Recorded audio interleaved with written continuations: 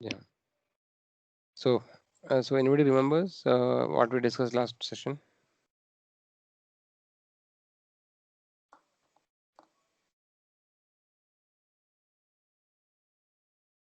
Hare Krishna Prabhu. Am I audible, Prabhuji? No, you're audible. Yes. Yeah, Before the Hare Krishna Prabhuji. yeah. Yes, Mataji. We saw control. Uh, how do we control the mind, Prabhuji? Hmm. Or do we control the mind? Okay. And from the last 3-4 classes, we have been seeing that the analogy of the chariot, Hmm. which has been with 5 horses. Our Yes. 5 senses are controlled with the rope as mind as the rope, and the driver as the intelligence, and Hmm. the traveler as the soul. Very nice. Yes. So that's I an think important. I will, the rest other devotees might join. Prabhuji. Hare Krishna. Okay. Yes. So anybody else want to add some points from the last session?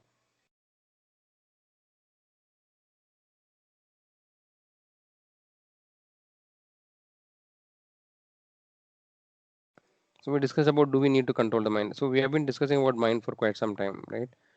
So basically, any other points? Basically, one point we discussed is the mind can be the best friend and mind can be the worst enemy, right?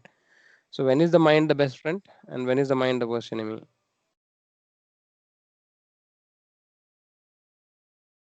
You spoke about spiritual master. Okay. Yeah. So when is the mind the best friend and when is the mind the worst enemy?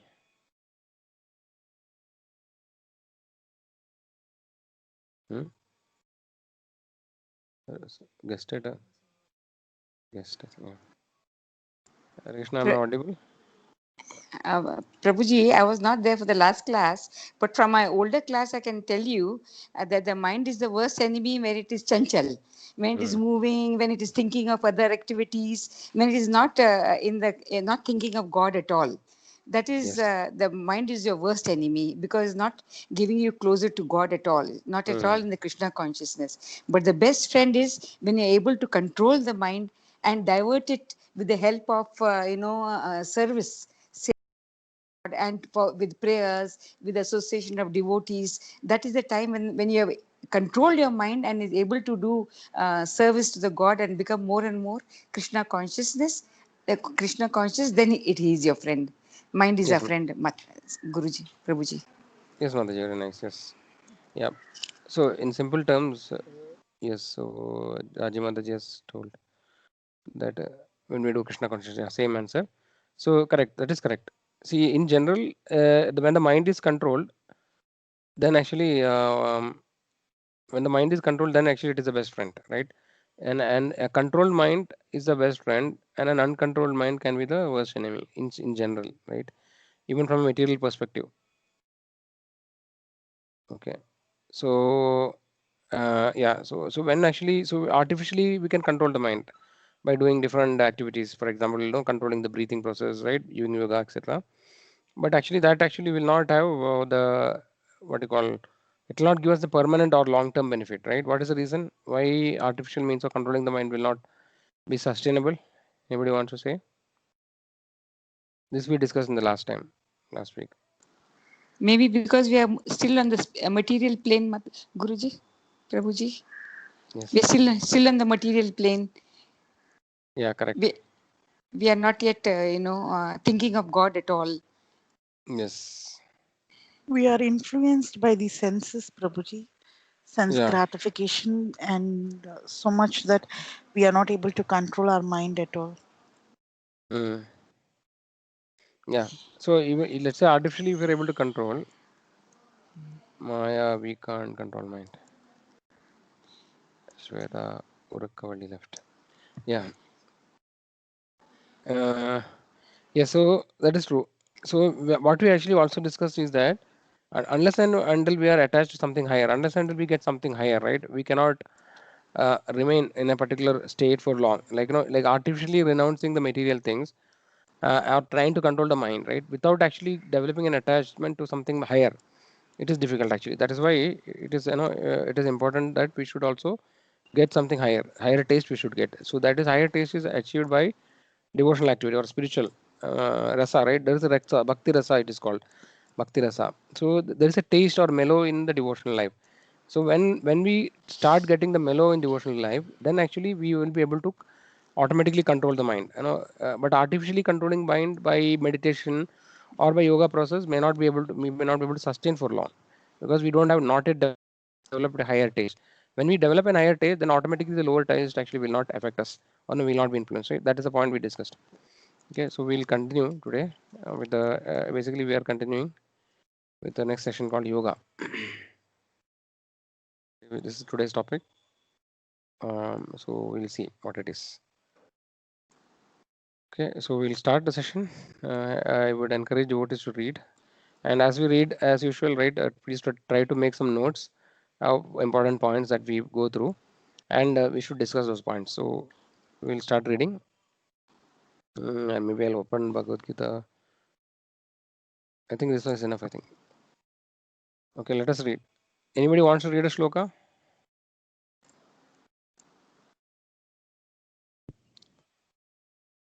We'll read together. Yogastha Kuru Karmani. You can repeat after me.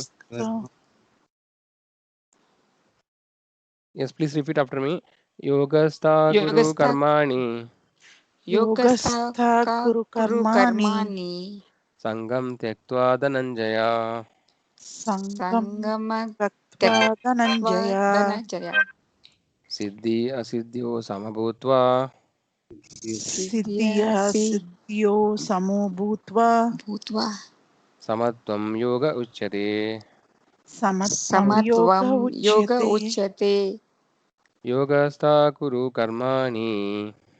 Yogastha Kuru yogastha kuru Karmani. karmani Sangam Tyaktva Dhananjaya. Sangam sangam Tattva tatyaktva Dhananjaya. dhananjaya Siddhya Siddhyo Samabhutva. Siddhya Siddhyo siddhya Samo siddhyo Bhutva. samo bhutva Samatvam Yoga Uchyate. Samatvam Yoga samatvam Uchyate. yoga uchyate Yogastha Kuru Karmani. Yogastha Kuru yogastha kuru Karmani. karmani Sangam Tyaktva Dhananjaya. Sangam sangam Tattva tyaktva Dhananjaya. dhananjaya Siddhya Siddhyo Samabhutva. Siddhya siddhya Siddhyo Samo siddhyo Bhutva. samo bhutva Samatvam Yoga Uchyate. Samatvam samatvam Yoga yoga Uchyate. uchyate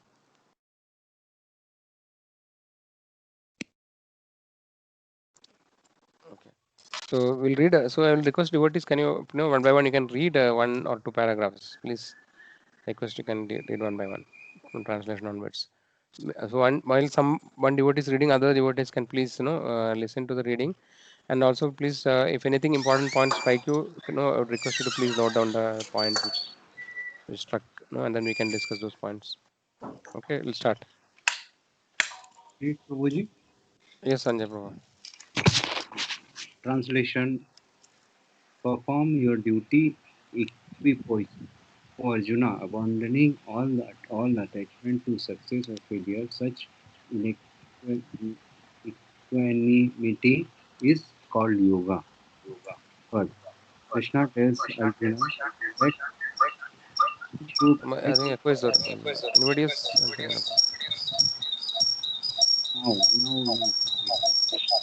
I'll just mute somebody. Is it audible, Prabhuji? Is it okay now, Prabhu? Yeah, Prabhu. Yeah, now we can read. Krishna tells Arjuna that he should act in yoga. And what is that yoga? Yoga means to concentrate in the mind upon the Supreme by controlling the ever disturbing senses. And who is the Supreme? The Supreme is Lord, and because he himself is telling Arjuna to fight, Arjuna has nothing to do with the result of the fight. Gain or victory are Krishna's concern. Arjuna is simply advised to act according to the dictation of Krishna. The following, the following of Krishna's dictation is real yoga, and this is practiced in the process called Krishna consciousness. By Krishna consciousness, only only can one give up the sense of proprietorship. One has to become the servant of Krishna or the servant of the servant of Krishna. That is the right way of discharge duty in Krishna consciousness, which alone can help one to act in yoga. Yoga means to join now in our conditional state, although we are part of and parcel of Supreme, but we are now separated. The same example, this finger is a part and parcel of your body, but if it is separated, amputated, it has no value. But so long it is joined with this body, its value is millions of dollars or more than that. If there is any disease, you can spend any amount of cure. Similarly, we at, at present moment in the conditioned state of material existence, we are separated from God. Therefore, we are so much reluctant to speak of God, so to understand about God, our relationship with God. We think it is simply waste of time. In this meeting, everyone knows this temple, Krishna Consciousness Temple, is speaking of God or any church. People are not very much interested. They think it is a kind of what is called recreation in the name of spiritual advancement. Otherwise, it is simply waste of time. Better this time could be used for earning some money or enjoying in club or in a restaurant for sense enjoyment. Okay, Prabhu. So I think Prabhuji will check whether somebody else want to continue. God means sense enjoyment. Krishna, Those who are too much addicted unmuted, to sense enjoyment, they are Prabhuji, I was saying now we can check with somebody else, no, whether they want to read. okay. Yeah, bro. Is it okay? Yeah, bro. Okay. So any other devotee, please, can you continue from here, this paragraph? So detraction from the God means on that line. I'll read, Prabhuji. Yeah. So detraction from God means sense enjoyment. Those who are too much addicted to sense enjoyment, they are not, I mean to say, eligible for yoga system. Yoga system is not that you go on doing all nonsense in sense gratification and simply sit down meditation. This is simply colossal hoax. It has no meaning. Yoga system first is to sense controlling the sense, yama, niyama. There are 8 different stages of practicing yoga: yama, niyama, asana, dhyana, dharma, pranayama, pratyahara, samadhi. So, Dharana, in Guruji. the pratyahara, samadhi, Pratyahara. pratyahara, samadhi. So, in the beginning, first of all, we shall speak in this chapter.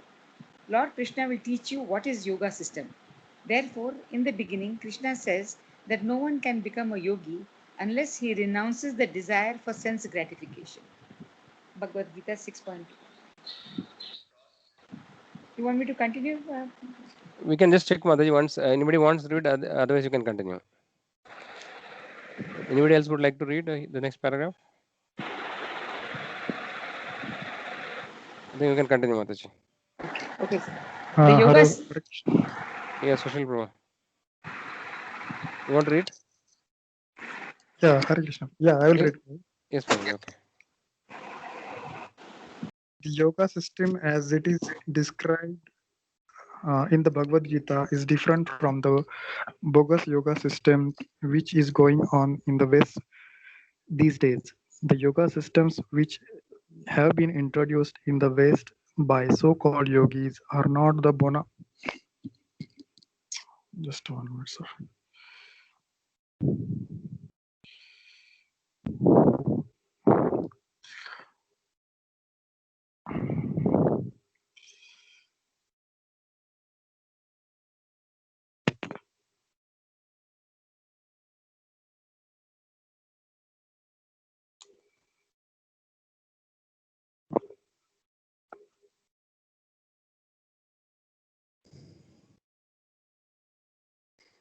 Oh, any problem?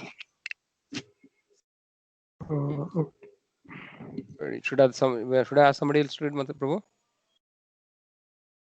No, I can read. Yeah, actually, that call I got some other Bhakti Vriksha call. That's the reason. Okay. Yeah, Prabhu. Okay.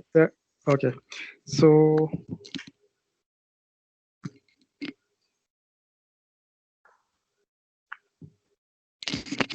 okay, that is the position of the yogis. He is not allowed to indulge in sex life. If you indulge in intoxication, if you indulge in meat eating, and if you indulge in gambling and sporting, all nonsenses, you cannot at the same time become a yogi. I was astonished when a yogi came here, having advertised in India that you can be a yogi even though you may be addicted to drinking. This is not the yoga system. This is not standard. You can call it yoga, but it is not the standard yoga system. The yoga system is especially difficult for this age. In the Srimad Bhagavatam, we understand that yoga means to concentrate one's attention on the super self, Vishnu. He is situated in your heart, and in order to concentrate your attention, you have to control the senses. The senses are working in just like infuriated horses. If you cannot control the horses of your carriage, it will be dangerous. Just imagine that you are seated in a carriage and your horses are so furious that they are dragging you to hell. Then what is your position? The yoga system means to control these senses. The senses the senses are also compared to serpents. The serpent does not know who is its friend and who is its enemy. It bites anyone, and as soon as the serpent bites, the result is death. Similarly, if the uncontrolled senses work in their own way, then you should know that you are in the dangerous position. Topmost Yoga System, Chapter 4. Hare Krishna Prabhu. Thank you, Thank you. Prabhu. So I think today is a little long text actually. Anybody else want to continue?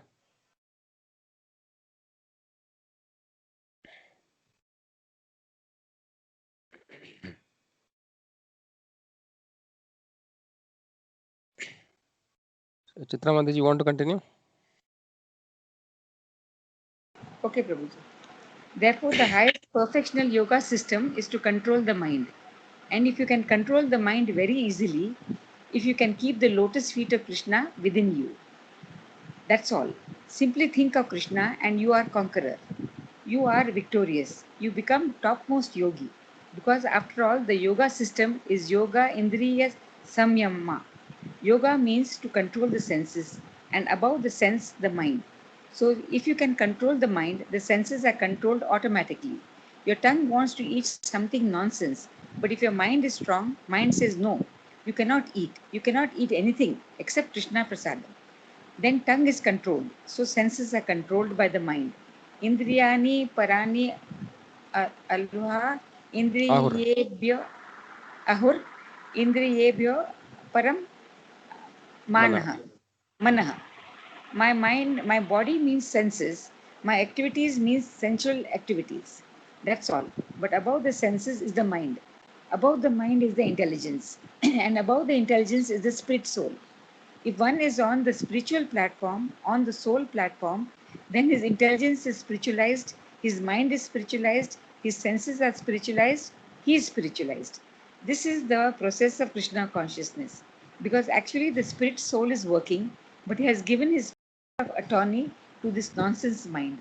He is sleeping.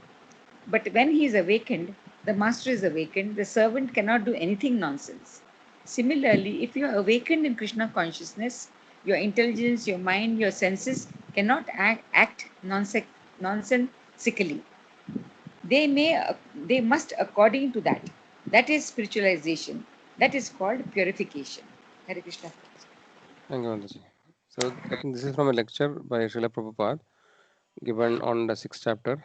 Sloka number is like 2 to 5 in Los Angeles in February 14, 1969. So this is excerpt from that lecture.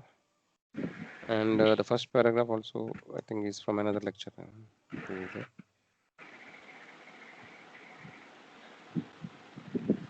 Yeah, I think this also is from the same lecture. In between, there's one part from it's taken from a book actually called Topaz Yoga. So like that, so this is taken from the two parts actually, one from the book and the rest of the no, part is from the Srila Prabhupada's lecture on the shlokas. Okay, so now we'll let us discuss the points in this today's topic.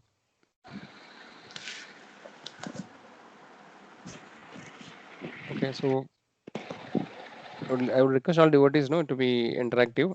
Uh, Please come up with the points and so that we can discuss these points. Okay. Yeah.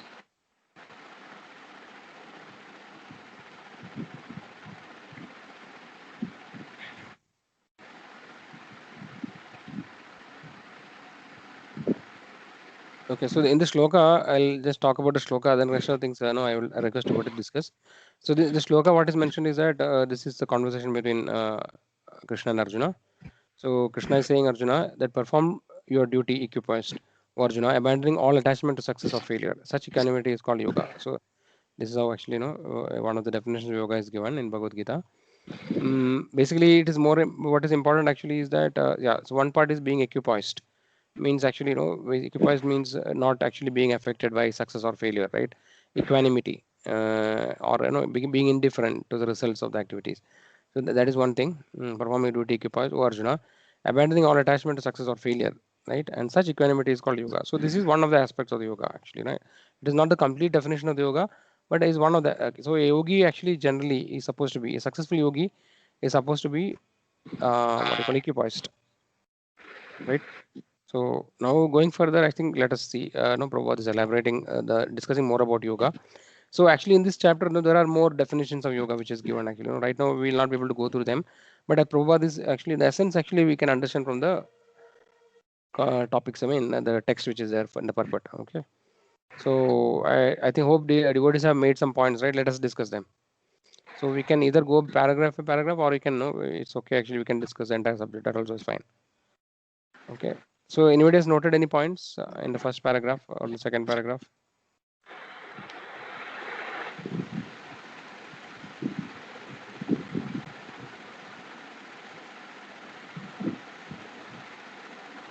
Yes, Mataji, Revati Mataji. Hare Krishna Prabhuji. I noted down that yoga means concentrate the mind upon the Supreme Lord by controlling the ever disturbing senses. Hmm. Yes. What Hare others are saying? Krishna Prabhuji. Thanks, Mataji. Prabhuji, Yes. the whole thing that we read today can be summed up in two words: Mm-hmm. detachment and attachment. Mm. Detachment from all material things, and all the vices and all the negative things. That is not complete yoga. Attachment to God, attachment to completely, giving up completely in Krishna consciousness, the detachment and attachment together is yoga. Is that it, Prabhuji? Yes, Mataji. That is right. Basically, that were discussed in the beginning also, no? So basically, like detaching alone is not sufficient, right? Or controlling the mind is not sufficient unless and until we engage or we attach the mind to something else. So just being detached is called dry renunciation. We have to attach and find a higher taste so that the mind automatically become controlled. So that is a very important point actually. One question, Mata Chitra Mataji. Yes, yes. You have joined from two devices. I'm with the my 4 to 5 class, Prabhuji. She's Pranasaki Mataji. Okay, that class is not done today. That class is not there. Yeah, but I can see you two times now in the list. Here you can see now. I'm sharing the screen right here. You're one, and here Sometimes also. if I have don't have anything other reading to do, then I just join, Prabhuji. Okay, But no problem. all this is done in our class because we are in the 5th chapter there now. Okay, no problem. Okay, so yeah, no problem. Other devotees, what you say? What are the points you have noted?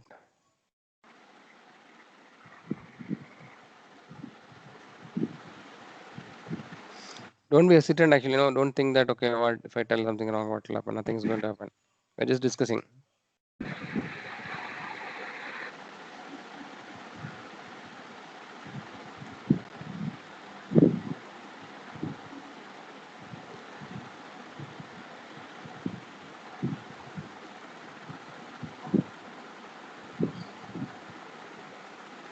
Hare Krishna Prabhuji. Yes, So Mataji. whatever paragraph Krishna is telling, like whatever Mataji also told, yoga means to concentrate our mind on the Lord Krishna with the controlling of senses. And he is also telling that Lord Krishna, whatever Krishna is dictating is a real yoga.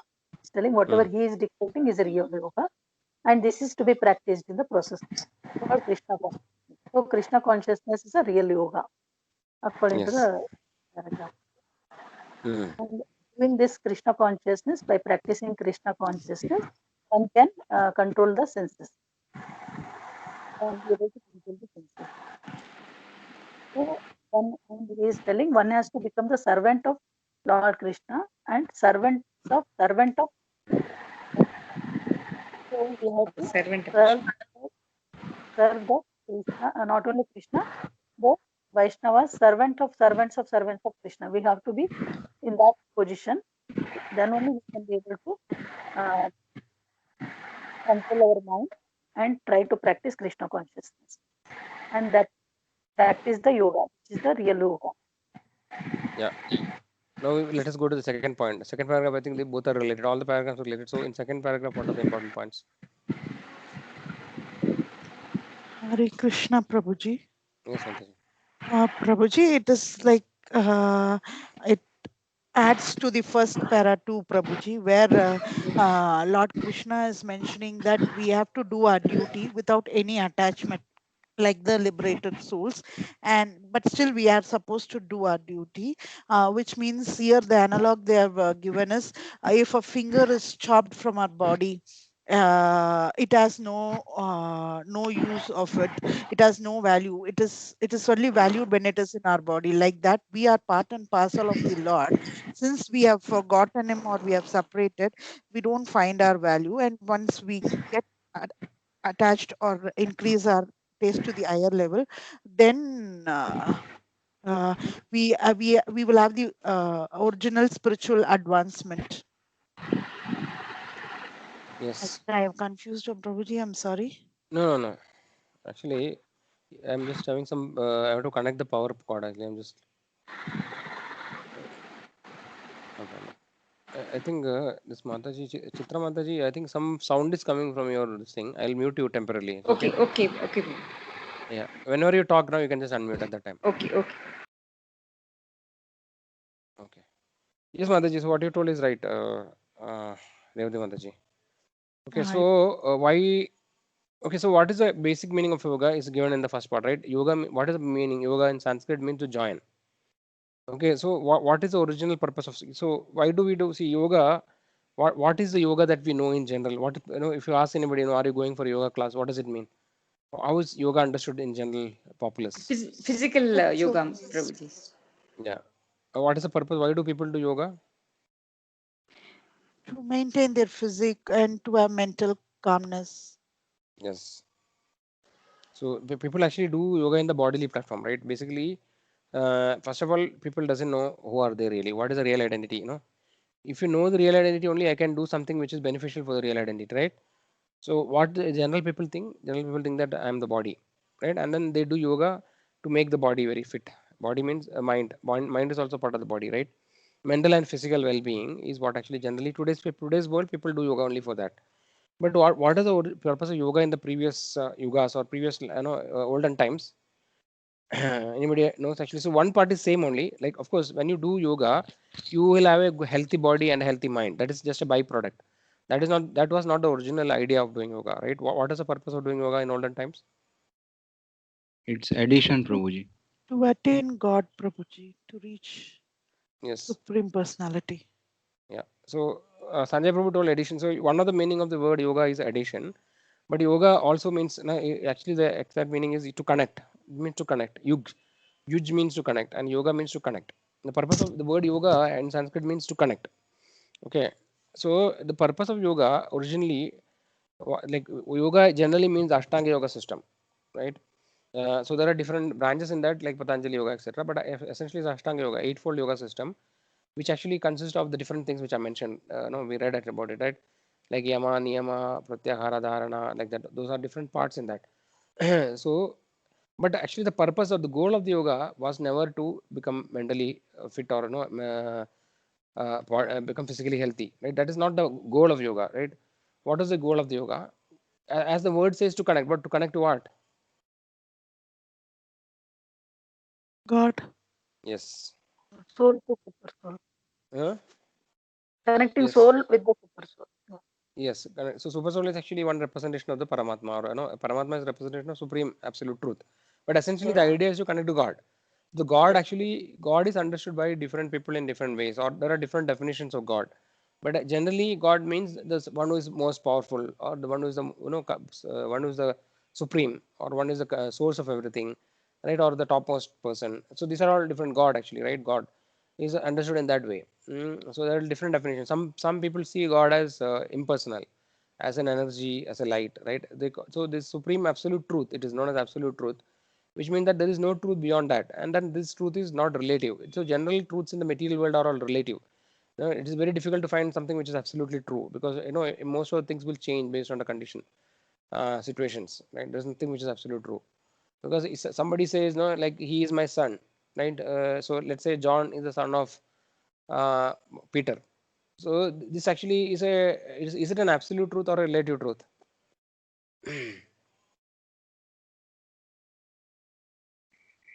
Relative It is truth. relative truth, Prabhuji. Why? Because they are related, huh? No, Because it is told by someone that he is my son. He Mm. is learned from someone. Okay. What about Mataji? Why do you say it is absolute truth? Sorry, I, related truth.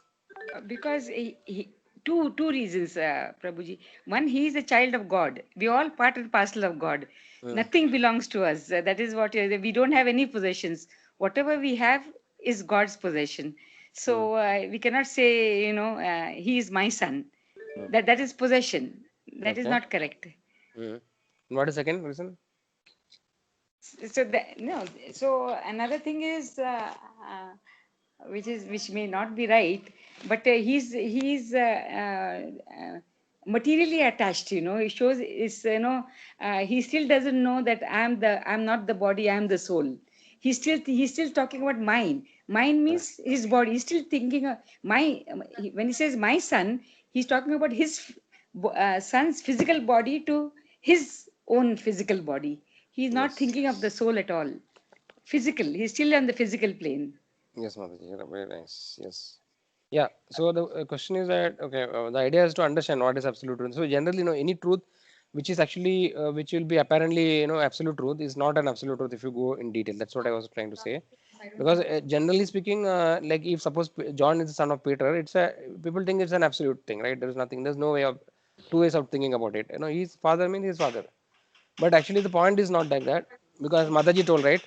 This father and son relationship is a temporary relationship, right? So basically, both of them are Atma, souls. So today, John is the son of Peter, and in next life, John may be son of somebody else, right? So this is a temporary relationship. So it is not absolutely true, or it is not eternally true. It's only temporarily true. So, but most of the things in the material world are like that. Actually, they are relative truths. But absolute truth, actually, if you go, keep what you call, keep on inquiring, finally reach a source. Actually, for which actually there is no source. There is nothing beyond that, and then that is something which is always existing, eternal, and which never changes, right? So the supreme absolute truth is actually the supreme Lord. But actually, supreme absolute truth is understood by different people in different ways, which all right. This basically only the people who are spiritually inclined will inquire about the absolute truth. Other people who are not having people who are not spiritually awakened, they only think about the bodily platform. They only think about where can I get like food, where can I get shelter, whatever the basic necessities, right? They look those basic necessities in different levels. Like somebody will be just satisfied with the basic necessity in the basic way, but somebody want more luxury. But nevertheless, all the people in the material world who are materialists, they are actually looking for material success, right? So unless somebody is spiritually awakened, they will inquire who is a supreme absolute truth, or no, what is the truth actually, who am I, like that. Those is kind of questions they will only, those people will ask. They will only try to move to the spiritual platform, that absolute truth. So supreme absolute truth. So basically what we are trying to say is that yoga, the purpose of yoga is to connect, and it is to connect to the supreme absolute truth, right? So that is the origin, that was the original purpose, people no original idea of doing yoga, so that you can temporarily, or in the initial stages, you will be able to control your mind, because without controlling the mind there is no way to progress in anything. What to speak of spirituality, even material also, if you don't have a controlled mind, you cannot succeed. So in spiritual success also, like control of mind is necessary, control of senses is required.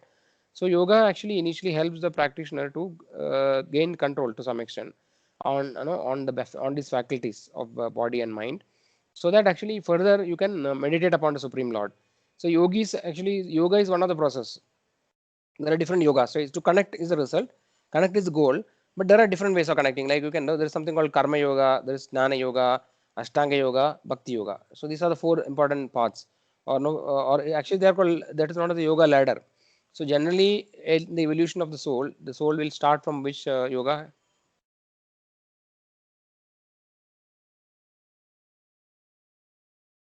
Karma Yoga, Prabhuji. Yes. Then after that, Jnana Yoga. Jnana, Jnana Yoga. Jnana yes, and Dhyana. Yeah. yes, Jnana Yoga. and then Jnana Yoga. Okay. yes. So bhakti is the topmost, right, in the ladder. So basically, people will think that no. See, first of all, people doesn't have faith in multiple births, because see, we cannot understand spirituality if you look from the window of a small window of one lifetime. If you look from window of one lifetime, you will not be able to understand any spiritual topics, right? First of all, to understand spirituality in India, in Sanskrit is known as Adhyatma Vidya, right? So it's about Atma Vidya. Basically, it is about the real identity or the soul. So unless and until you accept there is a soul, and unless and until you accept there is, there are multiple births, there is no point of even starting spiritual life. That is a very basic thing, right? So so for the Adhyatma Vidya, actually, you should accept the rebirth, right? So what we are trying to say is that we may not be able to see, we may see that like, a person is doing devotional activity, he's a bhakti, he's practicing bhakti yoga, and you may ask, no, I have not seen him doing any other yoga, like he has not done karma yoga, he has not done jnana yoga, but actually you would have done all those things in his previous lifetimes, right? We cannot see the previous lifetime. So it is understood from the acharyas that yoga, this is a yoga ladder, and there is a systematic progress in the spiritual path, right? So it starts with karma, but actually doing, by only doing karma yoga, it is very difficult to go to, no, to make progress in spirituality, because karma yoga is completely material generally, right? Only thing is that, okay, nishkama karma means you actually you dedicate the results, or pure karma yoga means, being detached to the results, and trying to submit, or trying to, what you call, dedicate the results of the activity to supreme lord. Then only it is called karma yoga, otherwise it is just karma kanda, right? So if you start understanding, if you start accepting the supreme lord, and you start dedicating your activity to the lord, then actually it is called karma yoga. That actually is kind of a beginning of the spiritual life, right? And then actually it comes the jnana yoga, like, gradually after purification, maybe going through many lifetimes, he may actually become, he may start inquiring, no, he will seek knowledge actually, and trying to understand, who am I, who is supreme lord, what is my relationship with him, right? Where do I come from? I think this kind of thing, why do I suffer? Then that is kind of, that is more of jnana yoga, right? And then after jnana yoga comes the ashtanga yoga process, where actually they try to meditate upon the supreme lord, they follow all these rules and regulations. So actually doing ashtanga yoga is not at all easy. Now, today's yoga is very kind of a hodgepodge, it's only superficial. But in the olden times, yoga means, it's very strict actually. You have to follow, I mean, especially yogi, right? A yogi has to do all these rules and regulations. So yama and niyama means do's and don'ts. So there are many things actually we are not supposed to do, like especially like sense control activities are very much required for yoga. That's what Prabhupada actually, we can see that he is kind to, he makes mockery, or no, he is trying to criticize, saying that, how it is done in Western countries. For example, it was in the 60s that Western countries, they do just a mockery in the sense superficially, they actually collect money, and then they show some yoga, and then they say that this is everything, and then, you can become successful by that. So that actually is not going to work. So unless and until one is self control, he cannot become successful in Ashtanga yoga. To become a yogi is also not easy, right? Become a yogi is not very easy. So because see, because actually if you do yoga perfectly, you will become a yogi, real yogi, in the sense you can attain the siddhis. Ashta siddhis are there. right? Like Anima, Mahima, Lagima, Prapti, like something. There are many other. I don't remember everything. Ishavasya. Like basically, what it means is that no, they can become the smaller than the smallest. Right? They can become invisible, smaller than the smallest. Means very small they can become, like like an atom. Then Mahima means they can become very huge. Right? Lagima, they can become very light. They can float in the air. No? Yogis, you can see levitation and all they do. Right? They can float. And then so many things they can do. They can actually disappear from one place and then they can appear in another place. Kind of a teleportation. Right? There used to be yogi. Prabhupada used to say that even like 100 years before, no, there were yogis who are able to like dip in all the holy rivers of the country. No, they will dip in Ganga and then they come out from Yamuna like that. They were able to do. So actually, when you become perfect in yoga, you can defeat the material laws, physical laws. You can defy them. Okay, so but actually we should be very clear that no, this should not be the purpose, because becoming a yogi is actually a very risky business, because ultimately that is not the ultimate purpose. See, what maximum a yogi can do is that no, he can actually attain impersonal liberation. He can merge with the impersonal Brahman, but that is not a permanent position. That is not the ultimate destination, right? So it is mentioned in Bhagavatam that no, aruhya Krishyana param padam padanti yada. So a person who is in the yogic path and he attains impersonal liberation, he again comes back to the material world. So the ultimate success is not possible in yoga to yogi, right? But nevertheless, attaining this Ashtasiddhis is also not a small feat, right? It's a huge feat. So to achieve that, it is not easy. You understand you are a very strict celibate person, having full control of the senses, and very eating very mildly, right? Not gratifying the senses for eating, no, eating whatever you like. So every activity of senses has to be controlled to be successful in yoga, right? So basically the point what I'm trying to say is that every endeavor, actually in every endeavor which is difficult to achieve, there has to be definitely there has to be efforts, right? It is not very easy.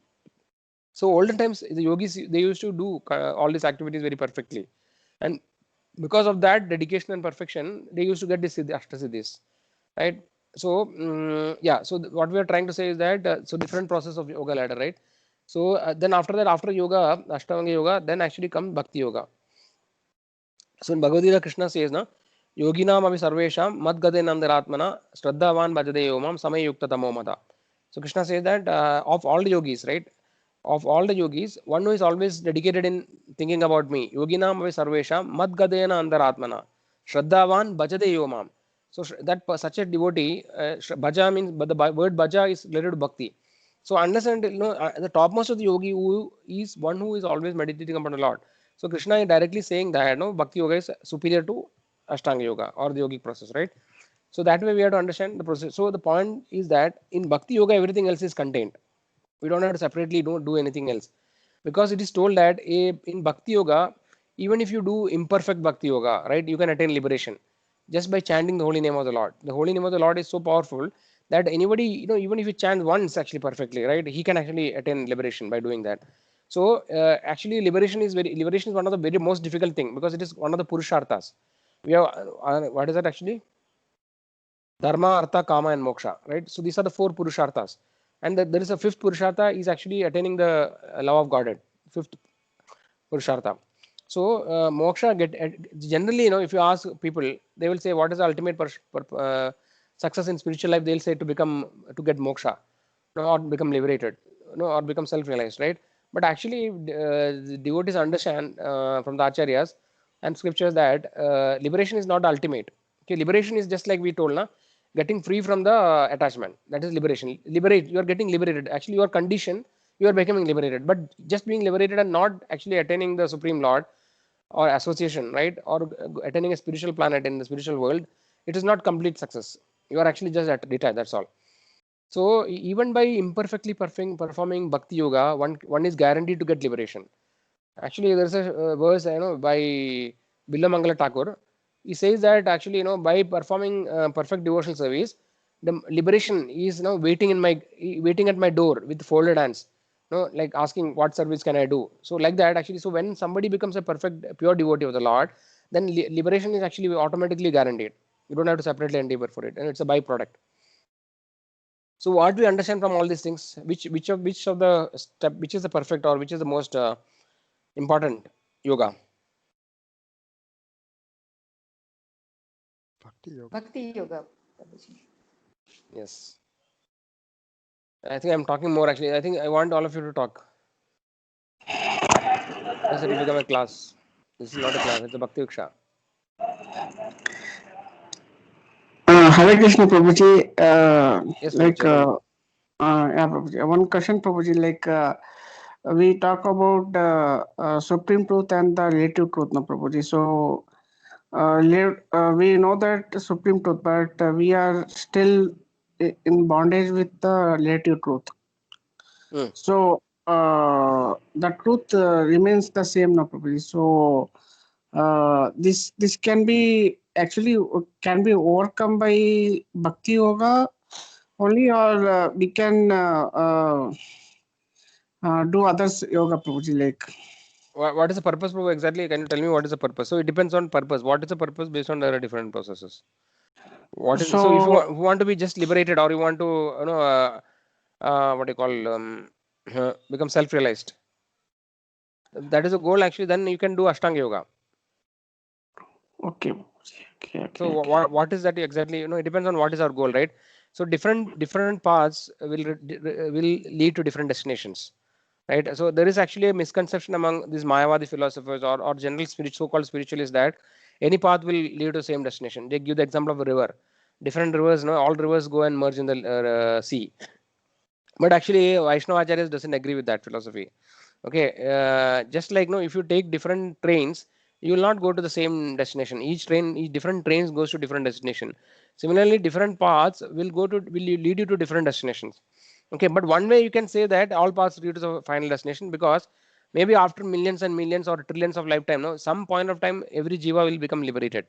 Okay, but there is no guarantee when it will happen. It's almost like infinite time it can happen. So ultimately, after so many millions and millions of kalpas, after so many brahmas, no, trillions of years, maybe a jiva finally will get liberated actually. But that is not our aim, right? We don't want to take millions and trillions of birth. So if you want a straightforward path where actually you want to attain liberation, or not liberation, actually attain highest perfection within one or few lifetimes, then actually we have to take to the right path accordingly. So bhakti yoga actually is capable of delivering you completely. Other paths also, all other paths actually has a risk, because no, you may again fall down actually in various other paths. So basically we have to identify what is our destination, and our destination will depend on our understanding or our knowledge, right? If somebody is an ignorant person, no, he will think that he will think cheap destinations or cheap goals. He will keep a small goal or a cheap goal as a success criteria, right? But somebody would understand, until we know what is the highest thing, how can we aim for that? So most of the people are ignorant about the highest truth, what is the highest absolute truth, or what is the highest truth, and whatever they think as the ultimate goal, they will try to achieve that. Nobody want to, in general, nobody wants to achieve a success, what do you call, mediocre result, right? Given a chance, everybody want the best thing. But the problem is that most of the people doesn't know what is best, and they think whatever they think is best, they will endeavor for that. So most of the people are in the bodily consciousness, and then they think that material success is everything, and then they endeavor day and night for that. So Chetan Prabhu, so what is your goal based on the destination? Path. The path will result on the destination. So first we have to understand what is our destination, Prabhu. So Oh, I'm not sure whether I fully understood a question about the relative truth and absolute truth part. yes, Prabhuji. Like, relative truth, like, is a grahastha. Hmm. So you cannot leave everything and go for liberation, Prabhuji. So something like, I know that he's my father and I'm his son. So he needs to do his prescribed duty to fulfill the father's duty, no, Prabhuji. Yes, Prabhu. And so this yoga says that you can means like something like you can go from this bondage and leave this bondage and go for the liberation. Then we can achieve the supreme absolute truth. Hmm. So here also the in related truth also, see, you can fulfill the relations prescribed duty. Still you can do the bhakti yoga, Prabhuji. So Krishna says you can do the bhakti yoga, but so the why the people choose this different path, Prabhuji? Like that was my question. Mhm. I think there are many questions in your question, Prabhu, because you Uh, asked many small questions in that. So see, there are 2 points what I understood from your question. One important point is that can we leave everything, no, and do pursue bhakti? Can we do that? That is one thing.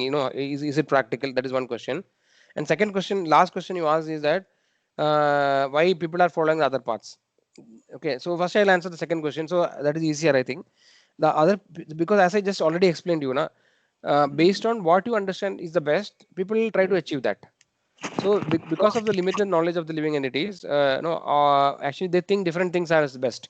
So like for example, a person who is in the bodily consciousness, he thinks something related to the body is the best. Basically, make like for example, attaining, getting a lot of money, and getting a lot of name and fame. That is the highest success. That is what most people in the material world think, and then they try to achieve that because they don't have any information about higher things, spiritual truth, right? So that is one reason. That is the answer for the last question. Now the answer for the first question is that like question is like this, bro. See,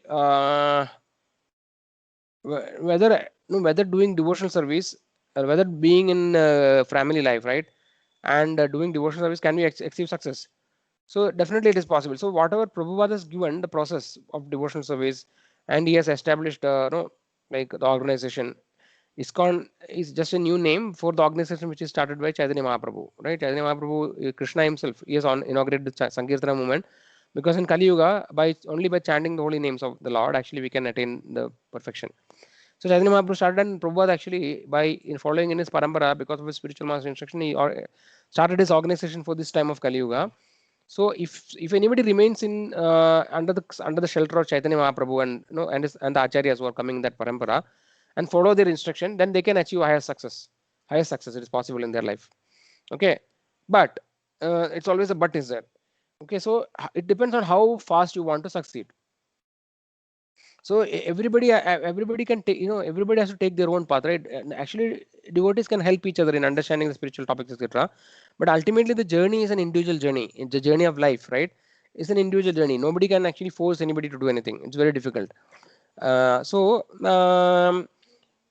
See, just like actually, what are you aiming for, right? Like you want to get a medal, you want to get Nobel Prize. Then actually, it is not possible that you can do everything else. Like for example, I will enjoy full time. I will go to movie.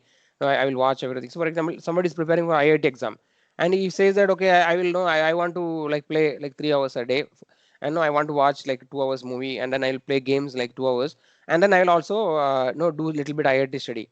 No, then actually this person, it is very difficult for him to crack IIT, right? But this is just like the thing that playing the game, playing the other activities like playing game, watching movie. What else was there? Playing game, watch movie. One more thing I told, no?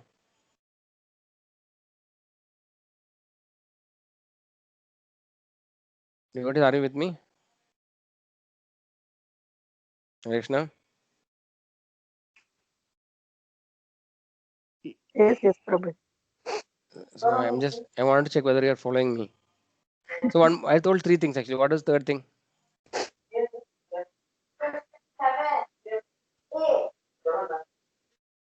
Nobody remembers. Anyway, let us leave it. So basically, see, think that okay, this watching the game, playing movie, etc., is like the family life, attachment to family, and studying for IIT is actually to achieve the success in IIT, right? Basically, it's very clear to you right now. You can decide based on how much time you study for IIT and how much focus. Based on that, your chances of success in to get into IIT is higher, right? But and if you say that no, I have other things to do. This is also important for me. It's all up to you. See, every living entity is given a free will, and no, the living entity can decide how much time I should do study for IIT, how much time I should play, etc., etc. So this is up to us. So, but actually, we know it's very clear, from the example that based on how much you are dedicated for the IIT studies and how much time you spend for IIT study, your chance of success is higher. And no, like so, here it is more about chance of success. In some other case, it can mean that no, when you will succeed. For example, no, like let's say how many attempts you have to make, right? So how much time it takes for you to clear. Let's say somebody is preparing for IAS, you'll have to try 5, 7, 6 times you may try, right? So depending on how much effort you put for the particular goal, based on that your success, how good you become successful, how the chance of success is one factor, and how much time you take for succeeding also is a factor, which will be directly proportional to the effort you put for that particular activity, right? So similarly, actually, if you are, let's say, the more you are attached to family life, right, the more actually it will be difficult for us to achieve the higher, no, supreme destination. The more time it will take for us, right? So it is your call. We can decide, actually each person has to decide how much I can do devotional service in my life, right? And then how much I want to compromise other things, right? So when somebody, see, because it is told from the scriptures, we understand the material world actually is kind of a, it's a kind of a, what you call, it's a virtual world, right? Everything is like a dream here. These relationships, so-called relationships, so-called my father, so-called my wife, so-called my husband, these are all actually in one way, from a very high perspective, these are all temporary and illusionary relationship. Okay, though it is a fact that we have, see, if you don't do dharma, see, basically it is like this. There are actually prescribed duties for a living entity, like dharma is there. Okay, but if you don't do dharma, and at the same time you don't do any higher thing, then actually you will go to hell. Let's say you don't take care of your parents, no, no, you don't take care of your family, right, and become irresponsible person, then actually you are going to hell, right? But actually, let's say you do all these things, but actually you are completely surrendered to Supreme Lord, then actually you will go to spiritual world. So all these things are up to the living entity. See, the we have to understand what are the various options available, understand them clearly, and ultimately the call has to be taken by the jiva. So the jiva, every jiva can take a call. So what actually scripture says is that one who is completely surrendered to the lotus feet of Krishna, for him there is no, we discussed in a couple of weeks back, right? For him there is no actually bondage. There is no rules and regulations for him. He is not bound. He is not obligated to his forefathers. He is not obligated to his family. He is not obligated to society, etc., etc. So whether I am in that state now, whether I am ready for that question each person has to ask. But if somebody is ready for that, then his success is guaranteed and it will be very fast. For other people, it will take more time. But nevertheless, no, doesn't mean that it is not possible. Correct. So there is no direct answer saying that no, Prabhuji should actually fully take care of the family and no, live happily and do some chanting. This is not the right answer. I can't give that answer. No, this is not the answer given by acharyas. But on the other hand, I cannot also say that no, you just forget about everything and just leave everything and go and no, completely go to forest and chant. This is also not recommended actually, right? So, but actually we know what is the goal, we know what are the constraints, and ultimately each person has to take a call how much I can do and how much I can give up. So this is an individual call. So there is no generic answer for that. I'm not sure whether I've answered the question directly. I mean, it's not a direct answer, but I hope the essence is understood from it. Yes, Prabhu. One more thing, that there is no influence of three modes of material nature for taking this call, everything. Can you explain what way three modes? So basically, three modes. See, as long as we are in the material world, the three modes will act upon us. As far as we are on the material platform, right? The three modes are always acting on every jiva. Unless and until one becomes liberated, he will be always controlled by the modes. So to overcome the mode, only we are surrendering to Krishna. That's why now we discussed many times, right?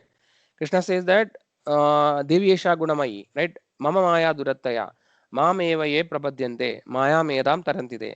What it means? Devi Esha Gunamayi. This Devi or material nature is Gunamayi, means she consists of the three modes of material nature, Sattva, Raja, Tamo.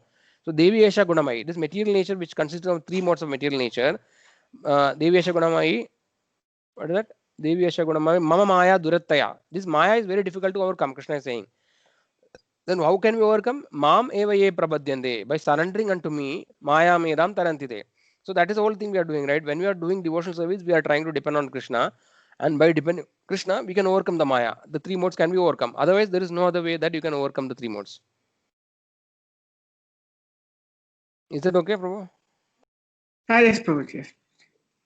Great. Okay, okay, Prabhu. Hare Krishna. Any other questions related to this?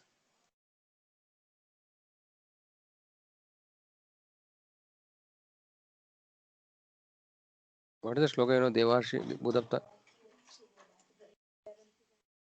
Devarshi.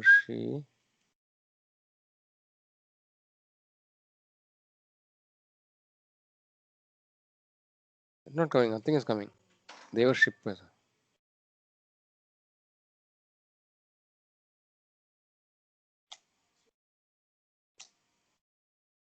Devarshi Budapta Pidranam. Yeah, this sloga we discussed many times. I will just discuss it once. I mean, to support what we are discussing. So this is a sloga. It's coming from what is it? Bhagavatam, 11th canto, 5th chapter, 41 sloka. What it says is that Devashi Budapta Nranam Pidranam Na Kingaro Nayam Na Riji Nayam What is Ranicha Rajan Sarvatmanaya Sharanam Sharanyam Gado Mugundam Pariharti Kartam. What does it mean?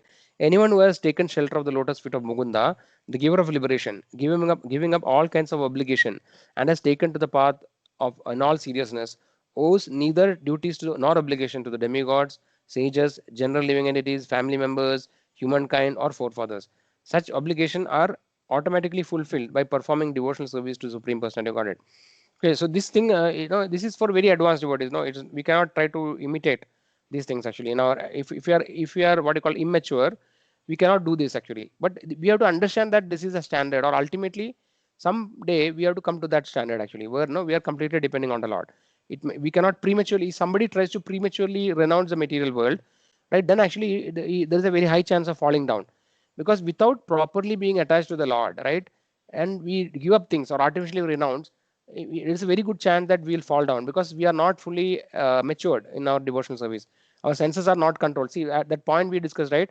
Param drishta nivartade. We have to become attached to the Supreme Lord so that the lower tastes are not going to affect us. But otherwise, if you just artificially renounce, we think that okay, because of some what you call gut feeling, or what is it called, some sudden temptation, right? We, let's say you give up everything artificially, then what happens? Because you have not yet developed a higher taste, right? We will again fall down very easily to the allurement of Maya. So, but we have to understand all these things, that okay, what is what, where is which, right? These are the standards, and no, this is what actually scriptures say. But right now we are not here at all, right? We have family, we have to take care of them, right? But at some point of time, when we become matured in devotional life, and we feel that actually, we have complete faith in the Lord, then actually when you are able to surrender, then actually we can do that actually possibly, but it is not necessary always, right? For example, if you can make all your family members devotees, and all of you are like you, right? All of you are convinced in this philosophy, convinced about the Lord, then actually it is not required to renounce them.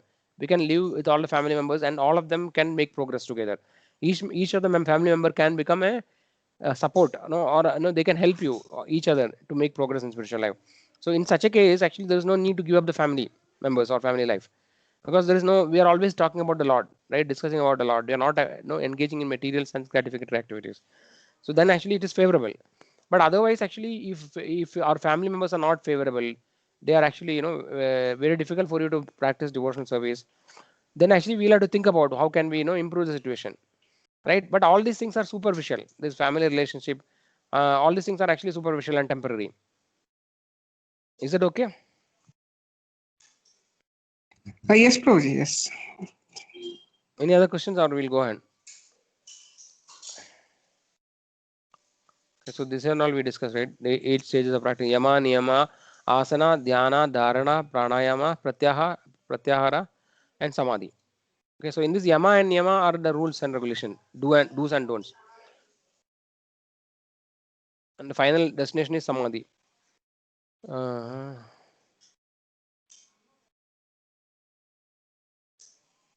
Yes, so see, renouncing sense gratification is a basic thing, basic requirement to become successful, even in yoga system also. That's what actually Prabhupada is mentioning in the last line.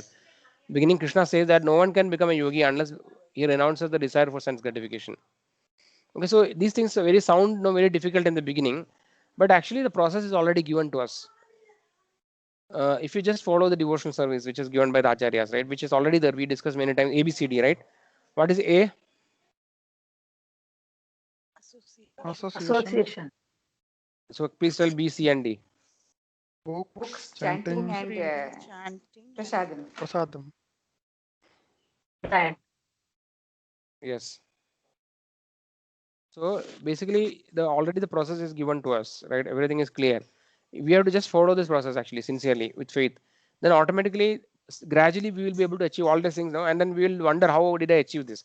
Because many of us will think that no, in the current state of my existence, I don't see any way that I can come to this stage, right? Because these are all like kind of very what you call lofty targets or lofty things, which is not at all I can't even imagine.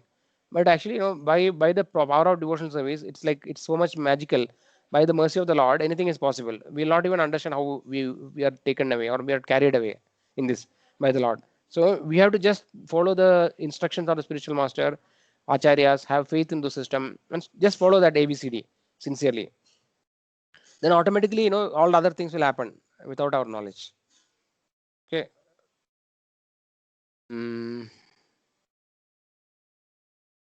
They're not. Okay, this is about Prabhupada is talking about the Western, no, in the Western countries.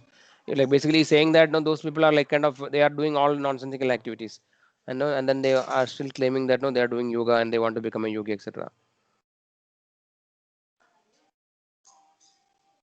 So what, no, they are compromising. See, because many of these people are kind of imposters or cheaters. No? Basically, they want to just make money by cheating people. So they may say that okay, because if you tell the people to follow niyama and yama niyama, no, then you hardly get anybody to join your course.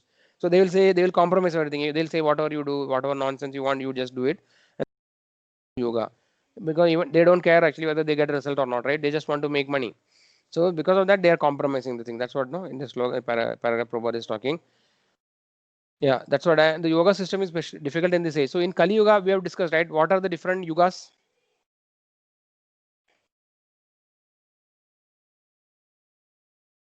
Satya Yuga, Treta Yuga, Satyayuga, Treta Yuga, Dwapar Yuga, Dwapar and Yuga, Kali Kali Yuga. Yuga. Yes. Yuga, Dwapar Yuga, Treta Yuga, Yes, Mataji. Kali. I could not hear Niveda Mataji what you told last. Yes, yeah. Like Satya Yuga, Dwapar Yuga, Treta Yuga, and Kali Yuga.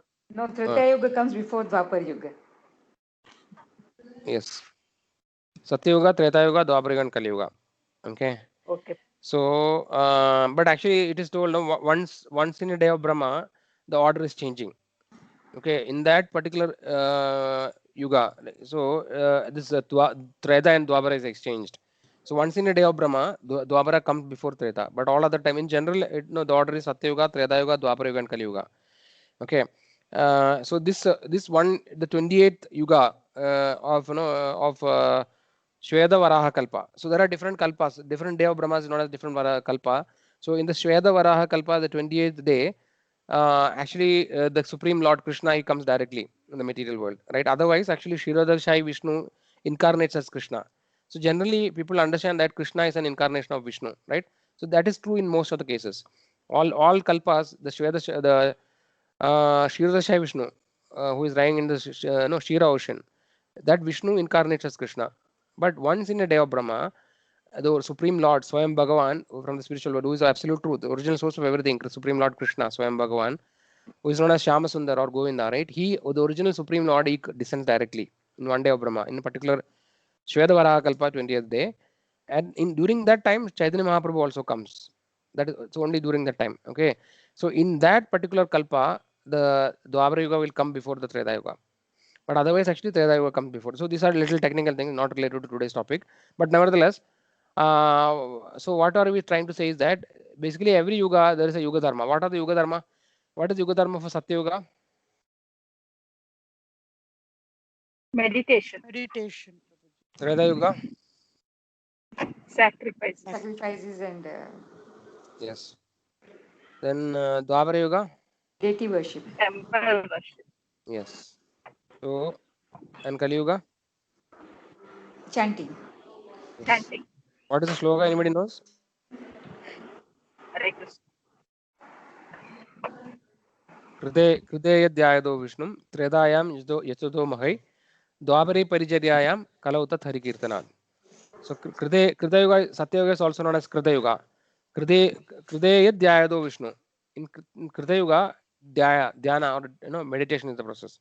Tredayam yajato magai. In Treda Yuga, yajnas are prescribed. Dwapare paricharyayam. Paricarya means worshipping the Lord. Temple worship or deity worship.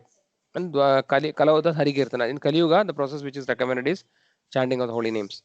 Right? This is not in one place. So many places repeatedly it is told. For the Kali Yuga, the process is chanting of the holy name. So that is why Prabhupada is saying that in Kali Yuga, the process of the yoga system, Ashtanga yoga system is very difficult in this particular age because that is not the process. Because in Kali Yuga, the mentality of the people, right, in every yuga changes drastically. In one yuga itself, it changes actually. So what to speak of across yugas, right? So Satya Yuga is actually predominated by good qualities, mode of goodness. And then every yuga that actually good qualities don't deteriorate. And Kali Yuga, actually people are very dull-headed. No? Mandasu mandamadayo, like that it is mentioned in Bhagavatam. People are actually dull-headed actually from a spiritual perspective. So they cannot meditate. It's not possible. Meditation is very difficult for these people in the Kali Yuga. Right? And the lifespan is very small, right? We have seen that in Satya Yuga, according to scriptures, people used to live for 1 lakh years. And in next yuga, Treta Yuga, people used to live for 10,000 years. In Dwapara, the lifetime was 1,000, and in Kali it was 100. It is 100. And also within the yuga, also the lifespan decreases. For example, when Lord Krishna, it is told that Lord Krishna, uh, he lived for 125 years actually. So Lord Krishna actually came in the end of Dwapara Yuga, right? So similarly, it is told by the end of Kali Yuga, the people's lifespan will be much more decreased, right? So basically, so in Satya Yuga, people used to live for very long time. So this meditation process are more feasible. We hear from scriptures, in Satya Yuga, we hear about different and other devotees meditating for like thousands and thousands of years. Hiranyakashipu like 40,000 years, like that is mentioned.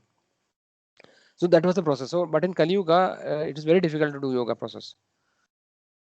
Yeah. So actually, the Ashtanga Yoga process, the yogis of Ashtanga Yoga, they try to meditate upon the absolute truth in the form of Paramatma generally, right? But there are different kind of yogis. Some yogis actually meditate on the impersonal Brahman, on the effulgence, on the light, right? And then some yogis actually are meditating upon the form of Paramatma. Kshirodashayi Vishnu is also known as Paramatma. So which actually is a 400 Vishnu form. So the yogis who are meditating on the Paramatma form, they are actually superior to the yogis who are meditating on the impersonal Brahman. Like that. Okay. Yeah, what are the points, devotees? Please tell some points in this paragraph.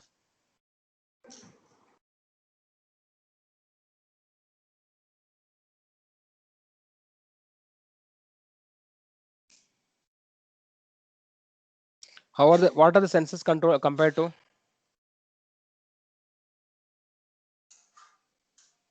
Serpent. There are two kind of two comparisons are given. One is serpent and what is the other one? Horses. Yes. So what is the analogy? What is the example given?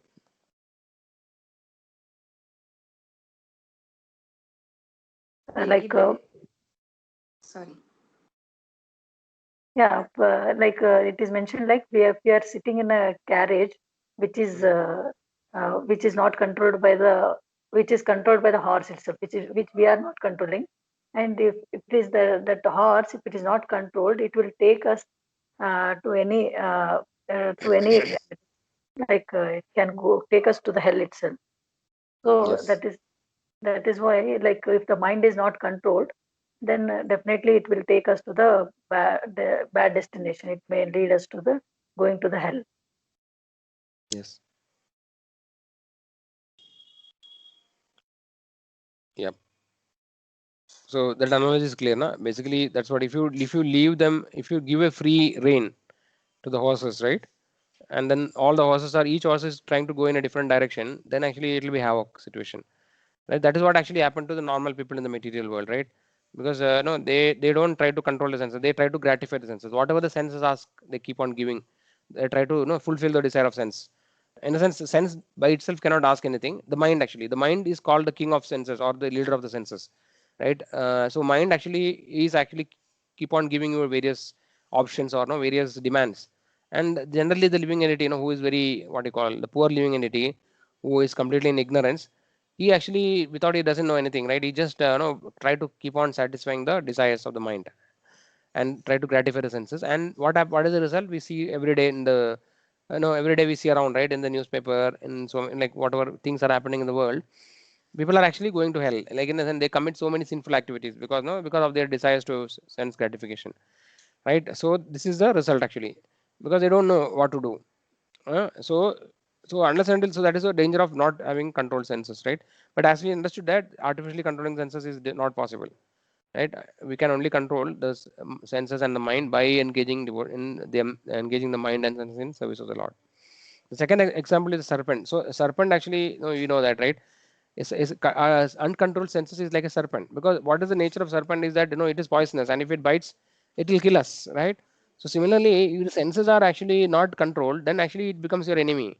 It can cause the fall down. You can see that every case we see in the world where actually so many criminal activities happen, right? It is all because of this only, that actually people are not able to control their senses in various ways, right? And then they become victim of themselves, like because they are not able to So, and also we understand that by nature in the material world, it is very difficult to artificially control either the mind or the senses. Very difficult actually. Even if we try to do Ashtanga yoga also, we see so many people, right? So many so-called yogis, we see that they all fall down some point of time. They are not, they are, no, externally they have one face and no, internally, they have different face. So all these things go on in the material world actually because it is not possible to artificially control them. So only way to control them is actually by developing higher taste, by being attached to the Lord, right? So this is very difficult because the Maya is very, very powerful in the material world, right? Because this material world is her domain, it is her area. She is the superintendent of this material world, right? She is like a superintendent of the jail. So it is her jurisdiction actually. So here it is very, very difficult to overcome because she is having the ultimate power. So that Krishna says only way is actually to overcome her is by surrendering to Supreme Lord, who is actually the master of Maya. That is why we see now even so many elevated devotees actually, even they all fall down at some point of time. It's possible. Even devotees fall down because of some small carelessness, some small mistakes. They give a small. It's just like a snake. If you give a small opportunity, it will bite. Right, like that. No, so unless and until we are constantly engaged in devotion service, right, constantly in association of devotees, even when we are advanced, also it is very, very easy to fall down. So we should always be humble. That is why Chaitanya Mahaprabhu say, Trinadapi sunichena tarorapi sahishnuna amanina manadena kirtaniya sadahari. So we have to be very humble, right? If you little become proud, even our success in controlling the senses, then actually we say they always say, na, pride goes before a fall, right? It is true also in spiritual life. No, the humility is only way to actually make progress, right? And completely depending on the Lord, because we have to understand that by our endeavor, it is never possible to overcome the Maya. So we have to just rely on the Supreme Lord, completely take shelter of Him. Somebody wants to say something?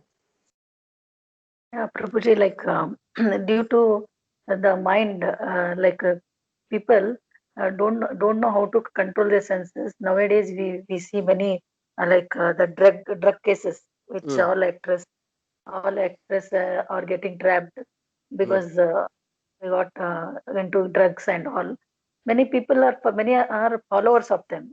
Being in that state, if people are following, mm, they don't know about their senses how to control. They don't know about their self, without knowing self realization. With mm, only for sense gratification, mm, they only will get trapped and suffer. mm, And after seeing this, like one maybe someone started the chain, and others got continue connected to the like that. That will like that only it will happen. mm, And even kids also started mm. with this and knowing about drugs and all in Yeah, yeah. very early stages. And many cases like rapes and all for on the small kids and all. These are all due to lack of knowledge on their self-realization and how to control the senses. And, Yes. yeah, because if everyone gets this information, like what we are doing, what we should do, and all, it will at least people will follow a correct path. At least they can lead a human life. Mm. Nowadays, they forget to lead a human life itself. Yes. Right. And if you forward some our about Bhagavad Gita lecturers, classes and all, nobody interested. Mm, But if you forward if that actress got trapped here and mm, that everyone will react to that immediately. mm. Yes. Yeah, someone committed suicide because of that one and all. Many Mm-hmm. people react. We'll have Twitters, many things and all. Yeah. But what is the root cause? Nobody want to understand. Yes. Yeah, Yes, Radhaji, very nice, very rightly told. and very So, few going, and it will not be helpful, Prabhuji. yes, Prabhu, Mataji. If only few which understand will not be Yes. helpful. Correct. Oh. And Mm. the people who are knowing also can get affected because of those uh, neighboring or association and all. Yes, yes. Yes, Mataji. That is true. Because this Kali Yuga actually, will become. So this is actually much. We are in the good part of Kali Yuga. It is told that towards the end of Kali Yuga, the things will be extremely bad. It is told that all people will have to even leave the cities. No, they have to go to forest and live because in cities actually so much of even the rulers, right? They will plunder the citizens, right? And then no, like if people will eat each other. There won't be any rains. Like all these things are mentioned in 11th canto of Srimad Bhagavatam, 12th canto, sorry, and also Bhavishya Purana. All the scriptures actually tell that the Kali Yuga, towards the end of Kali Yuga, it will be very, very fearsome situation. We are actually now in the very beginning of Kali Yuga, right? Just 5,000 years have passed. It's actually 4 lakh 32,000 years in Kali Yuga. So we just begin the Kali Yuga. So basically, all these things will go to keep happening. We cannot do, no, we will not be able to control the things, right? It's very difficult. But we can try to do as much as possible. Whatever the Lord decides ultimately will happen. And then it is not that the Lord wants everybody to suffer, but actually the Lord has set into a certain rules and regulation of the material world. The material world behaves in a particular way. There are yugas, there are different manvantaras. So many things are defined actually. Who will come when? It's a cyclic process. It happens, creates and destroys. All these things are rules and regulations are defined in the material world, and things will happen like this. So the sinful souls, it is told that all the souls who are more sinful, right? They will only remain in Kali Yuga. All the souls which are relatively pious and had done good activities, they would have already gone back in the previous yugas itself. So or the worst candidate, like in the olden times, there used to be the back benches in the school. There used to be the back benches, right? The children who fail in the class, they will sit in the last bench. So like that, no, some children will be there like who are very old actually. Like they will keep on failing, and then they will remain in the end. So like that, whoever has failed many times, all this such kind of unfortunate souls are there in the Kali Yuga now. So that is why the Lord has given a very simple process for Kali Yuga, right? The Lord is not expecting the Kali Yuga people to do very difficult activities, right? So Kali Yuga people cannot do all these things. That is why the process is only just chanting the holy names of Lord. If all the people can chant, that is why Prabhupada, and Chaitanya Mahaprabhu wanted to spread the holy name in every town and village of the world, right? Prithucha, what is the sloka is there? Prithucha Ache Nagara Grama, right? Sarvatra Hoya Nam Sankit, something like that. Chaitanya Mahaprabhu says that in every town and village, his holy name has to be spread. So that we are trying, no, we are all trying to help, the Lord. I mean, Lord doesn't need any help. For our own purification, we are actually engaged in the mission of Chaitanya Mahaprabhu, so that by doing that, we become successful. We have to be compassionate to the souls. But actually, ultimately, we have to understand that everything is happening by the will of the Lord. Nothing is, beyond Him. It is not that the Lord actually is not aware. Okay, what is happening in the Kali Yuga? All these problems are happening here. Lord actually is not aware, or Lord is insensitive. It is not like that actually. Okay, because everything is Lord's. Because if He is the creator of all these things, everything that we see, right, in the material and spiritual world, He definitely is the most intelligent person, right? It is not that He knows, He doesn't know what is right and what is wrong. These things are very difficult for us to understand, how the time is moving, how the activities are happening, why coronavirus came, why so many people affected, why devotees actually also died. Very difficult for us to understand. But nevertheless, these are all part of the world, right? Because in the essence form, all these things existed always. That is why we have four regulatory principles, right? No meat eating, no illicit sex, no gambling, and non intoxication. So this no intoxication, the drugs will come in no intoxication. Like drugs is like just like no, it's another way of intoxication, right? Actually, drug is not new. Even when I was small, also in my childhood, also it was there. No, I used to, like, we used to hear about it actually. Colleges and all, they used to have, for example, many of the drugs.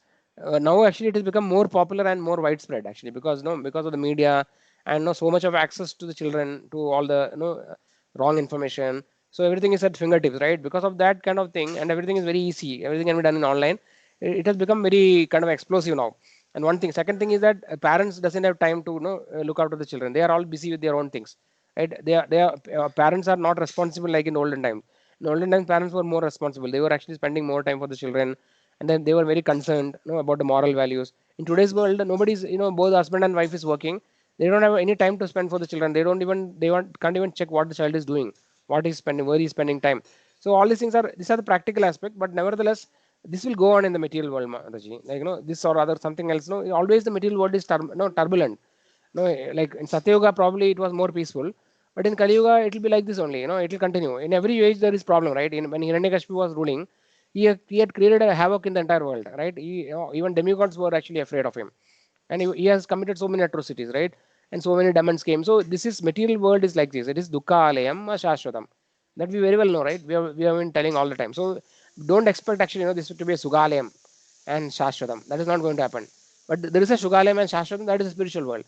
So we have to, based on our acharyas, based on our superiors, we should try our best to help other souls to come to Krishna consciousness as much as possible. Okay, but actually Chaitanya Mahaprabhu has a prediction that every town and village's holy name will be chanted. So and the first 10,000 years of Kali Yuga is actually called the golden age of Kali Yuga. So maybe we don't know. Maybe after our lifetime, after few generations, it could happen that everybody may become Krishna consciousness in the world, but it will not be permanent, right? Even if everybody become Krishna conscious, it is only a temporary thing, right? Kali Yuga will vanish, again Satya Yuga will come, again another Kali Yuga come. So many millions of Kali Yugas have gone in this material world. So all these things will go on actually. So we should not get bewildered by these things. Okay, whatever in our capacity, we should try to do our best. We should try to try our best so that our children remain protected. We should give them good guidance. And when they find that the parents are taking care of them, they are paying attention, they actually genuinely love them. Hopefully, they will not go out actually and try to do all these things. But we don't know. Ultimately, every soul is an individual, right? Every living entity is a soul, and our children are also some souls, who have come from some other lifetime. Now, in previous life, they were somebody else. Now, in this lifetime, because of the karma, they became our children, right? We don't know. Not every children become a devotee, right? So we don't have any guarantee for that. So we should try our best. That's all we can do. What do you say, Mataji? You want to say something more? No, Prabhuji, that's like Okay, basically in current yoga means, no, I don't know, but peace of mind they are searching. I don't know. They might be yoga means mainly to look fit and to be fit, yeah. to show that they are fit and to show the WhatsApp you have to updates and all. Only for that. Yeah. Yeah, different people have different thing, Mataji. Like, yeah, some people do like different kinds of thing, no? And many see generally people are like kind of they are actually kind of a people like there's a herd mentality, right? People just want whatever is today's fashion, everybody wants to follow. Today something will Yeah. come, this something else will come now, Zumba dance or Yeah. aerobic, something will keep coming, and some people will do it, and others also want to do that actually. So they just blindly, there is a proverb used to say, no, but there's a like a blind leading another blind, right? A blind leading so many other blind people like that. So one person do, and everybody else will follow that blindly. So this is how the material world is, no, and people are generally like that. And then they are not ready to give up sense gratification, whatever you say. That is why spiritual things people are not interested. If you tell about spirituality, if you tell them spirituality and then tell them, no, you can do whatever you like, then there will be like a lot of people who are joining us. But we don't want to compromise. We never want to compromise that. So that we are not compromising, right? So we have to stick to the process, because otherwise we will cheat ourselves. So that is why there is nobody, less people are interested in spirituality, because why we are coming to the material world. The very reason to come to the material world is because we want to enjoy, right? So it is not easy for the living entity to give up that mentality, to leave the enjoyment mentality. It's very natural for them. So that is why not everybody takes up to Krishna consciousness or spirituality, right? And nobody wants to give up sense gratification. in our in our office, one guy has started yoga class. Everyone, most of them, they used to come by 7 o'clock only from far places. They used to be at 7 o'clock in the office Mm-hmm. to attend that yoga class. Were giving by some of the one of my colleagues. Mm-hmm. They are so dedicated. So for some things, people are so dedicated. Yes, Yeah, yes. they Yeah, that is why. dedicate, and it would be helpful. Yes. Yeah. That is because of, we discussed, right? Ignorance is the reason actually, because they think that is, they can't find anything which is higher or better. So, but that way doing yoga is at least better than doing many other nonsense things. Now, at least something is little bit there. And some of the yoga systems are like from some spiritual organization. Maybe some little bit spirituality they may get actually, some small thing. It is not, it won't take them very far, but it is better than doing some other nonsensical activities. But it is definitely not going to give them any perfection in life. Yeah, but so these things are there, Mataji. So, but in general, doing yoga is better than doing not yoga. I mean, in the sense, no, at least some control of mind will be there. Little bit people who do it genuinely, so that no, some kind of violence will be reduced little bit if they do it properly. But otherwise, no, like the people are uncontrollable actually. Yes. So I think we are last paragraph. Devotees, could you please? I would like to hear from you.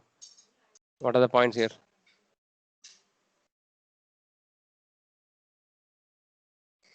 We can talk about any new points are there which is not already covered. You can discuss.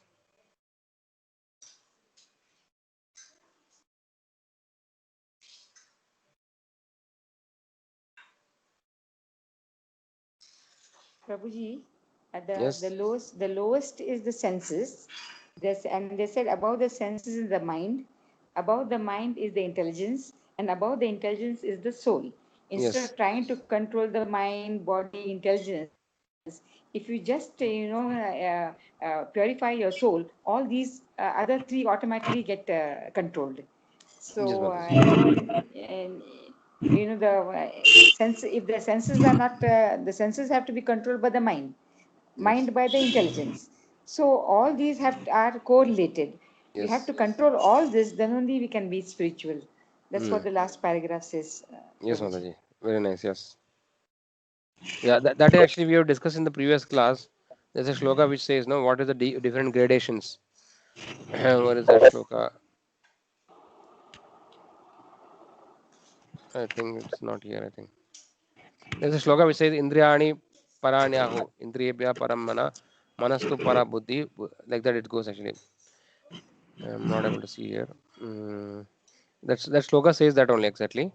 That no, the soul actually is the most important thing. Then comes intelligence, mind, and the senses. So by purifying the soul, everything else is automatically achieved. Yes. What else? Here only, here partially it is Indriyani paranagam, Indriyabhya paramana.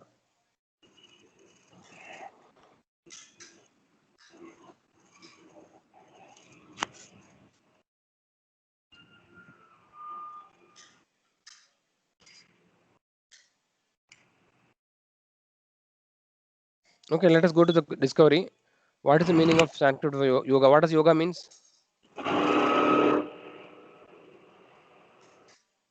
Connection. Yes. Join, Prabhuji. Yeah. Join, connect. To what? To the Lord, to the God.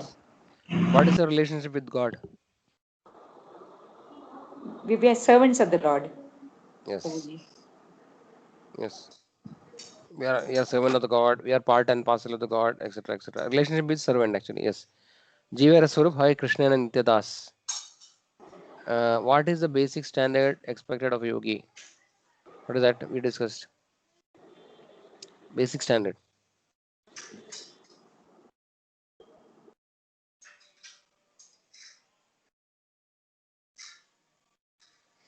To be detached from material Yes. Basically, gratifications, detached correct. from material gratification. Yes. Control of the senses. Yes. What is real yoga? So yoga is to connect. Real yoga is to connect to Supreme Lord. That is the real yoga, right? To think about the Lord or to become Krishna conscious. Understanding. Is it possible to control one's senses? How do we control the senses? By Yes, Prabhuji. diverting our senses and Through desires. Bhakti Yoga. Yes. Diverting our senses to the activities of the Supreme Lord, spiritual activities, mind and senses. Correct. Which yoga system is suitable for this age? Bhakti yoga. Bhakti Yoga. How does one attain perfection in yoga? Complete surrender to the Lord. Following ABCD. ABCD, Prabhu. Yes. Yeah, correct. All points are correct. Basically, perfection yoga is by practicing yoga, bhakti yoga. If by practicing bhakti yoga, we'll become perfect. And as part of perfect practicing bhakti yoga, we have to do the processes, right? The rules and regulations like ABCD, chanting, all those things are required. Application. Share your realization on bhakti yoga, chanting the holy name. How it has helped you? So I would like to hear from devotees. Till so far, whoever is practicing devotional service, how what is your realization on bhakti yoga or the process of chanting?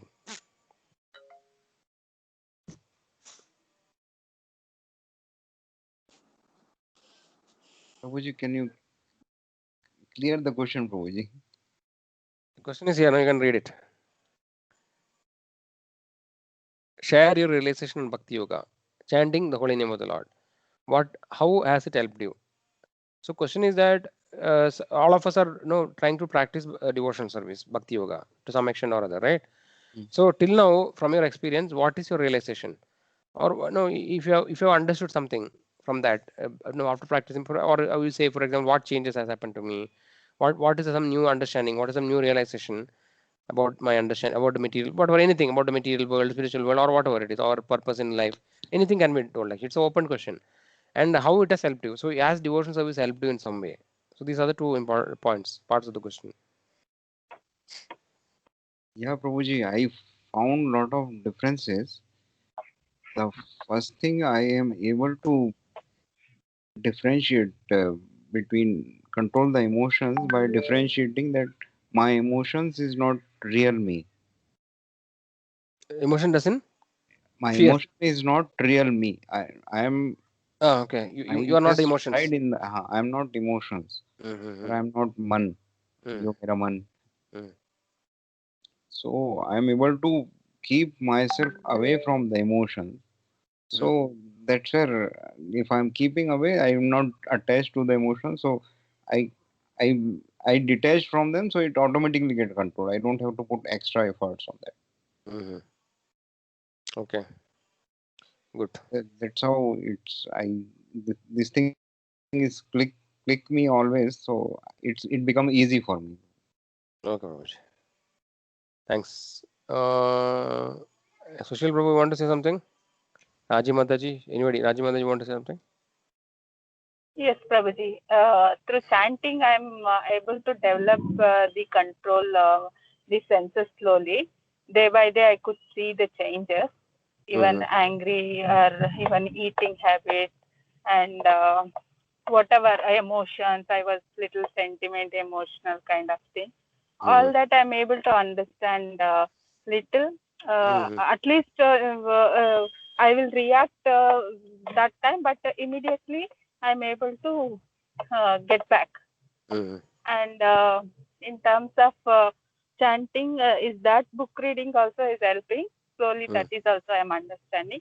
Mainly, association is very much day-to-day progress is very nicely able to understand. So, I am completely. I could see my changes. A lot of changes have changed in mind, whatever it is. Okay, Mataji. Thank you. Thank you. Yeah. Yes, so it is told that when a devotee possesses all the good qualities of demigod, so it is not separately. We don't have to list all the good qualities, and try to achieve one by one. When somebody becomes when somebody advances in devotion life, he naturally attain all the good qualities of demigod. So all the good qualities automatically manifest in the devotee. Separate endeavor is not required. So that is a byproduct. No, it naturally happens. So the change and result will depend on our effort, how sincere we are, how much effort we are putting in that, right? So like every other in material thing also it is like that, right? We discussed about in the beginning. Without putting effort, it's not possible to success. So somebody may make more progress based on how much he is having faith in the process, how much he is sincere. Based on that, he may make faster progress. Otherwise, if faith is less and sincerity is not there, then I think the progress will be slower. So that is natural. Very nice to hear. Yes, Mataji, Chitra Mataji. Prabhuji, I was already controlling my moods, my senses, greed, everything. But that attachment to things was there, Prabhuji. Very difficult to give away things. But now I realize nothing is important. I don't require any of these things around.